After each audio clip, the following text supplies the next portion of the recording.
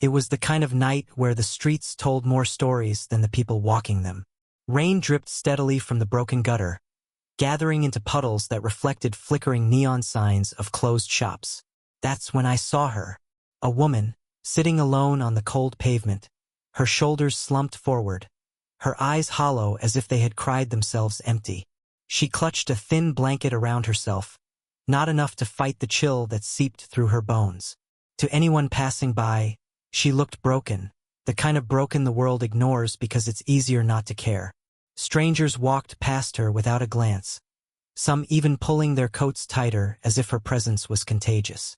But something about her stillness, the quiet sadness carved into her face, pulled me in. I thought she was another lost soul abandoned by the world, but I couldn't have been more wrong. Over the next week, I began noticing her again and again. She was always there, sitting near the old pharmacy that had closed years ago, her eyes fixed on the ground. She didn't beg, didn't call out, didn't even extend a hand for pity. Instead, she seemed to wait for something, or someone. At first, I thought it was the food truck that sometimes stopped at the corner late at night, but I soon realized she rarely ate. She spent her nights watching, observing, and disappearing into the shadows when dawn broke. To the world, she was invisible, just another forgotten figure swallowed by the city's darkness. But there was something strange about the way people occasionally approached her. Sometimes a man with tired eyes, other times a mother clutching a small child. They would sit with her for only a few minutes, whispering urgently, before slipping away. She never asked for money, never took anything from them, only nodded quietly as if assuring them something I couldn't understand. One evening, I decided I couldn't just watch anymore.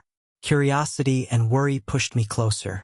As I approached, I noticed how pale she looked, her face etched with exhaustion. Her lips were cracked, her hair tangled, and her clothes worn thin. Yet when she finally lifted her eyes to mine, there was something unexpected strength.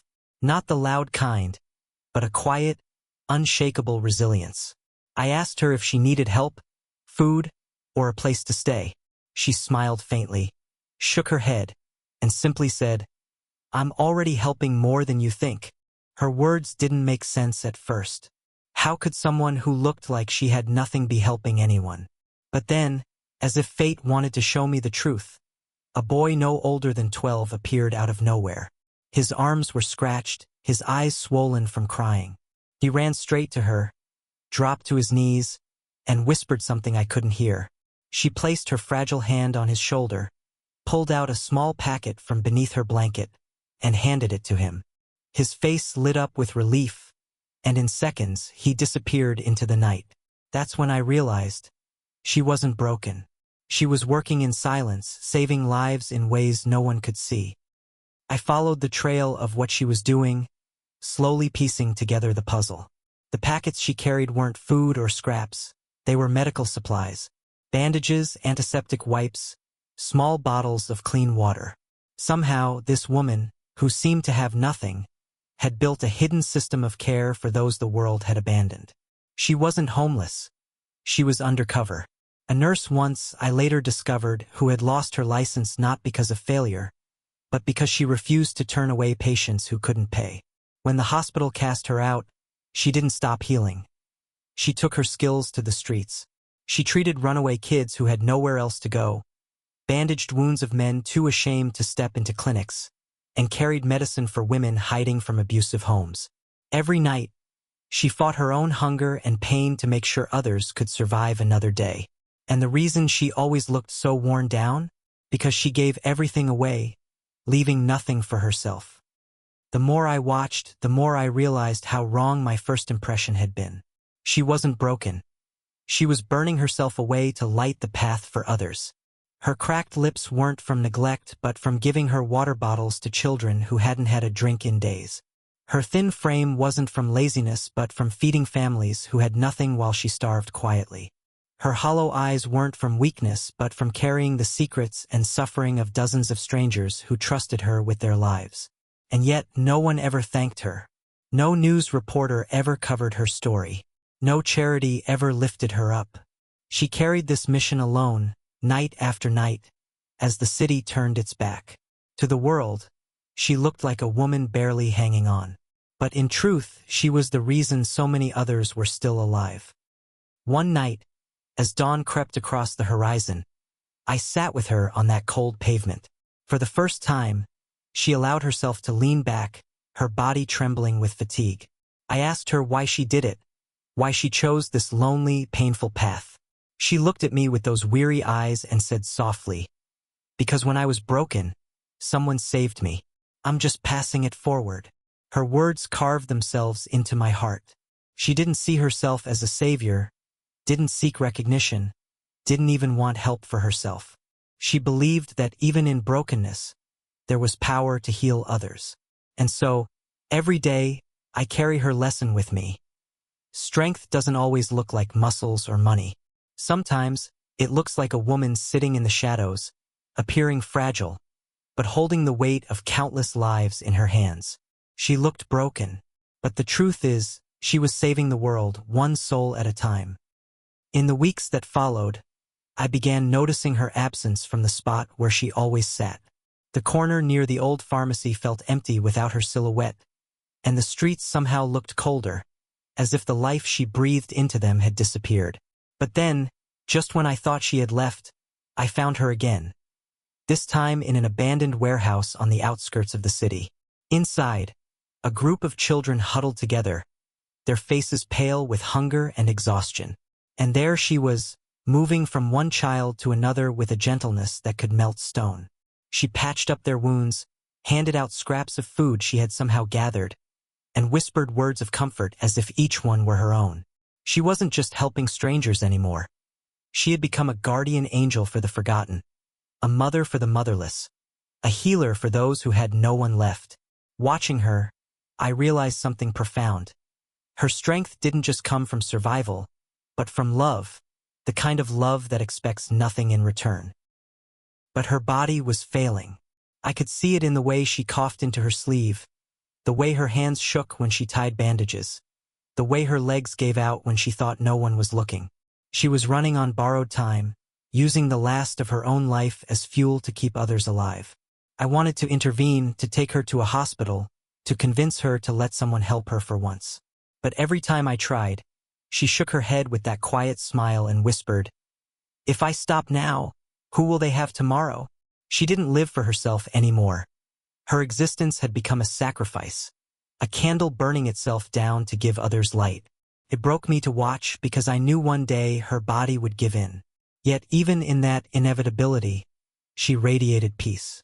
She wasn't afraid of dying. What she feared was leaving behind those who still needed her. And then, something unexpected happened. Word of her quiet work began to spread. Not through news headlines or television reports, but through whispers, through stories passed between those she had helped. A runaway boy told his friend, who told another. A mother she had treated shared her story with neighbors. Slowly, others began to notice her. Not to pity, but to join her. People started leaving food where she stayed. Doctors secretly gave her extra supplies, and volunteers offered their time. She never asked for this, but her spirit ignited something in others. What had once been one fragile woman became a movement, small but growing, like a flame spreading from one candle to another. For the first time, I saw her eyes shine, not with exhaustion, but with hope. She had never believed she was changing the world, yet she unknowingly planted seeds of kindness that would grow long after she was gone. One cold morning, as the sky turned pink with sunrise, I found her sitting alone again, her blanket wrapped tightly around her frail body. Her breaths were shallow, her hands trembling. I sat beside her in silence, afraid that any words would break the fragile peace of the moment. Finally, she looked at me and whispered, "Promise me something. Promise me you'll keep going, even when it feels like no one sees you, even when you feel broken, because broken things can still save lives." Her voice cracked with the weight of her exhaustion, yet her words carried more strength than anything I had ever heard. I promised her that day, not just with words, but with every fiber of my being, that I would carry her mission forward, that I would not let her sacrifice fade into silence.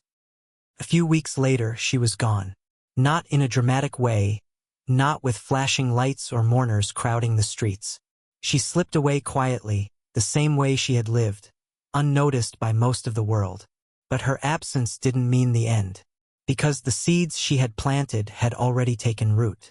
The children she once saved grew stronger, the mothers she comforted found courage, and the strangers she healed began helping others. I watched as her work lived on, not through fame or monuments, but through countless acts of quiet kindness. She had proven something few ever understand, that a single, fragile-looking soul can hold up the weight of the world. To most people, she had looked broken. But now I know better. She wasn't broken. She was the foundation on which others built their second chances. Time has passed since she left this world, but her presence has never truly faded.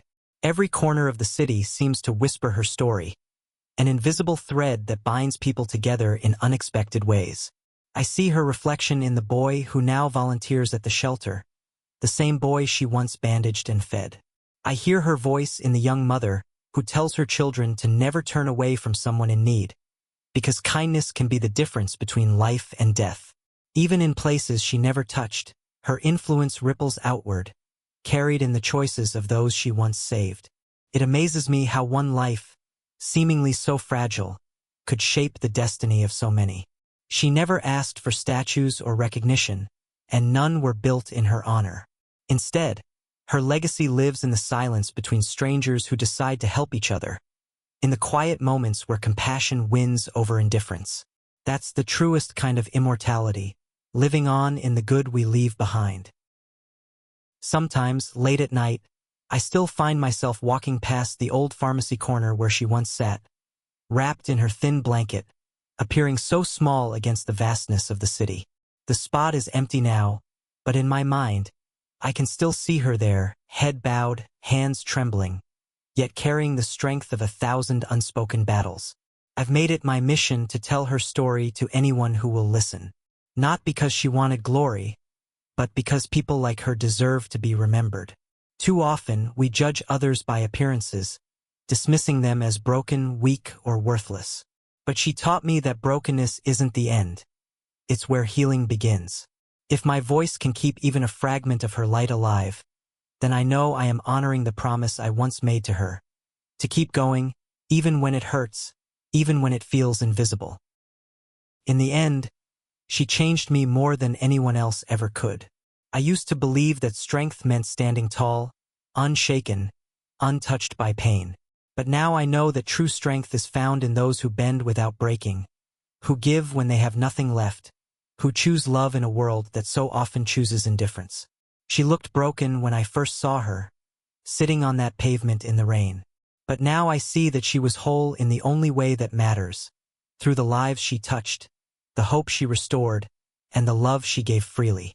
And though the city moves on, rushing past with its endless noise and indifference, I carry her with me always, because she proved something eternal. Sometimes the ones who look the weakest are the ones holding the world together. As the years passed, I began to notice the subtle but undeniable ways she had changed the city. The once forgotten alleyways where children used to hide now echoed with laughter, because safe shelters had sprung up there. Volunteers handed out warm meals, inspired not by policy or duty, but by her example. The people she once saved had grown stronger, and many of them became healers in their own right. Some became teachers, others became doctors, and a few simply became kind neighbors who refused to let anyone feel invisible again. Every act of kindness seemed to trace back to her, like branches from the same root. She had planted seeds in soil the world had declared barren, and now those seeds had blossomed into a forest of compassion. She may have looked small, fragile, even broken to strangers, but the truth was undeniable. She had shifted the ground beneath us all. Yet with that growth came a heavy burden. Carrying her story, I often felt the weight of expectation pressing down on me. People looked to me as if I was the keeper of her light, as if her legacy lived or died through my words. And maybe it did. Some nights, the pressure was overwhelming. I would sit awake wondering if I was strong enough to carry forward the mission she had lived and died for. Then I would remember her eyes, tired but steady, and her voice whispering that brokenness is not weakness. Those memories anchored me, reminded me that I didn't need to be perfect to make a difference. I just needed to show up, to give, to keep going. That was her greatest gift to me. The understanding that you don't need to have everything to change something. You only need to give what you can. One evening, years after her passing, I walked by the old pharmacy corner again. For the first time, I saw candles lined up along the wall. Flowers rested in jars, and handwritten notes fluttered in the breeze, pinned to the bricks. People had started leaving their gratitude there. A silent memorial built not by government or charities, but by ordinary hands that she had once touched. No statue bore her name, no plaque recorded her deeds. Yet the city remembered her in its own quiet way. That corner had transformed from a place of sorrow into a place of hope, where strangers came not to mourn, but to remind themselves of what kindness can do. And as I stood there, watching the glow of candles dance against the night, I realized she had never truly left. She lived on in every flame, every flower, every whispered thank you carried on the wind. Now, whenever I tell her story, I make sure people understand the truth. She wasn't broken. She was extraordinary. Not because she had superhuman strength, but because she chose to give even when she had nothing left. She taught us that the greatest heroes are often the ones no one notices.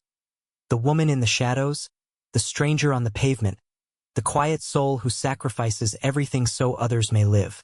I like to think that somewhere, beyond this life, she is watching still, smiling in that weary but gentle way, proud not of monuments or recognition, but of the simple fact that her kindness continues. And in those moments when the world feels heavy, when cruelty drowns out compassion, I remind myself of her. She looked broken, but the truth, the eternal truth, is that she was holding the world together, piece by piece, heart by heart. And through those of us who carry her light, she always will. Even now, years later, I sometimes find myself scanning the streets, half expecting to see her again. Sitting quietly in the rain, watching the world with those weary yet determined eyes. And though I know she's gone, the memory of her presence lingers like a shadow I can never escape. It's not haunting, it's comforting. A reminder that even the smallest acts of compassion can ripple outward in ways we may never see. She once told me that broken people make the best healers, because they know how it feels to bleed. I never understood that until I saw the lives she touched. Every time I help someone now, I hear her voice in the back of my mind, steady and soft, reminding me, even in brokenness, you can still save someone. Even now, years later, I sometimes find myself scanning the streets, half expecting to see her again. Sitting quietly in the rain, watching the world with those weary yet determined eyes. And though I know she's gone, the memory of her presence lingers like a shadow I can never escape. It's not haunting, it's comforting. A reminder that even the smallest acts of compassion can ripple outward in ways we may never see. She once told me that broken people make the best healers, because they know how it feels to bleed. I never understood that until I saw the lives she touched. Every time I help someone now, I hear her voice in the back of my mind, steady and soft, reminding me, even in brokenness, you can still save someone. And so, I end her story not with sadness, but with gratitude. She may not have had a monument built in her honor, but she built something far greater, a living flame of compassion that still burns in every heart she touched. When I walk through the city now, I see her everywhere. In the volunteer handing food to the hungry, in the stranger offering their coat to someone cold, in the child who shares even when they have little. That is her immortality. That is her monument. She looked broken, yes, but her brokenness became the very thing that held others together. And though her body is gone, her spirit is eternal, woven into every act of kindness, every choice to love, every moment of selfless giving. She was never broken. She was the light in the darkness. And as long as we carry that light forward, she will never truly be gone. And so, when people ask me why I still tell her story, why I carry her memory like a torch through the darkness, my answer is simple. Because the world needs to remember her. Not her name, not her face, but the truth she lived. That even the most fragile-looking soul can carry the greatest strength. That brokenness is not the end but the beginning of healing. And that kindness, quiet, unseen, and often unthanked, can be the force that saves us all. She looked broken when I found her. Yet she was whole in the only way that mattered. She gave, she healed, she loved, and she lit a fire that will never burn out. This is her legacy, and now it is ours to continue.